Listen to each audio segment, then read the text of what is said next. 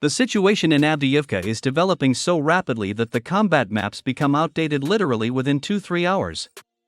Russian troops are advancing so rapidly from the south and north that war correspondents do not have time to provide timely response to what is happening in this city.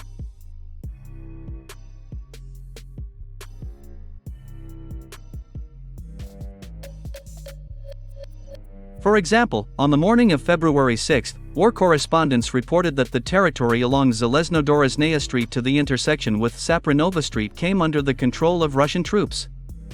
However, just a few hours later, at 3 p.m. Moscow time, these data were already outdated.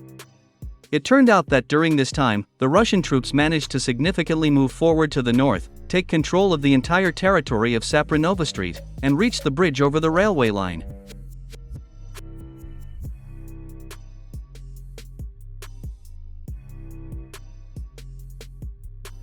Moreover, war correspondents confirmed the fact that the Russian army managed to cut the N20 highway, which was one of the supply routes for the garrison of the armed forces of Ukraine in Avdiivka.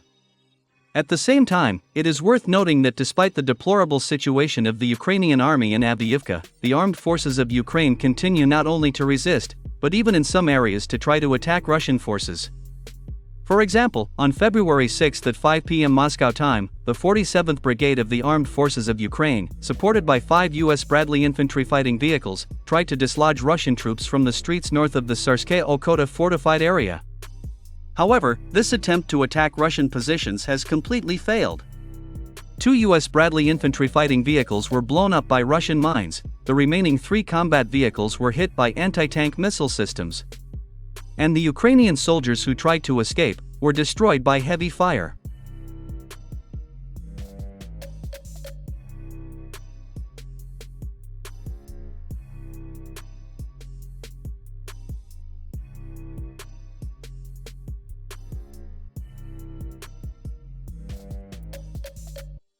Describing the critical situation in Avdiivka, an officer of the 59th Separate Motorized Infantry Brigade of the Armed Forces of Ukraine, Sergei Sokotsky, said that February 6 was the most difficult day for the Ukrainian army in Avdiivka. According to him, Russian troops continue to advance towards the city center from the north and south, exerting enormous pressure on the positions of the armed forces of Ukraine. At the same time, he noted that the Russians are now trying to bypass the Avdiivka coke plant from the southeast and reach the road leading to the village of Lastikino. According to him, if the Russian troops manage to do this, the garrison of the armed forces of Ukraine in Avdiivka will come to an end. Even American experts with pro-Ukrainian views from numerous Western think tanks regretfully admitted that Avdiivka is likely to come under the control of the Russian army in the next 10-15 days.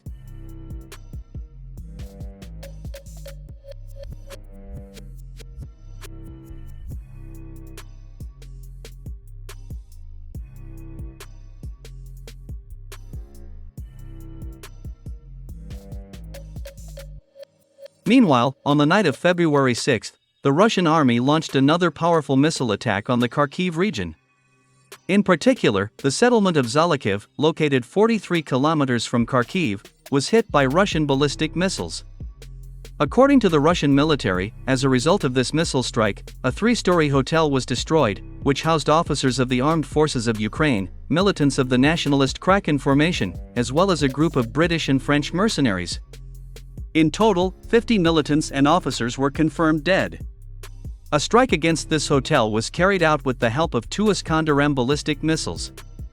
Moreover, on the same day, Russian ballistic missiles and kamikaze drones also hit military targets in the northeast of the Kharkiv region. In particular, the missile attack was carried out on such settlements as Volchansk and Kozacha Lopan. At the same time, it should be noted that the destroyed 3-story hotel in ZOLOCHIV was the headquarters of the Ukrainian Armed Forces, where the Ukrainian military command held regular meetings with its foreign colleagues.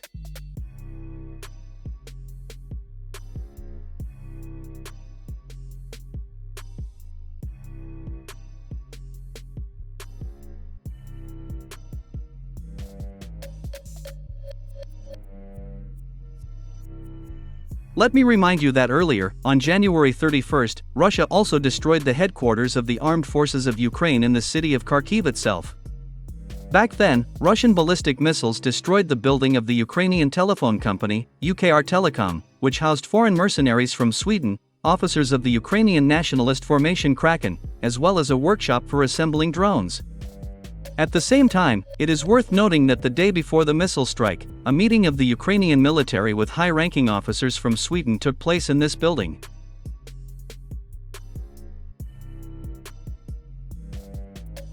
This fact was confirmed not only by the Russian military, but also by the coordinator of the pro-Russian Nikolaev underground, Sergei Lebedev.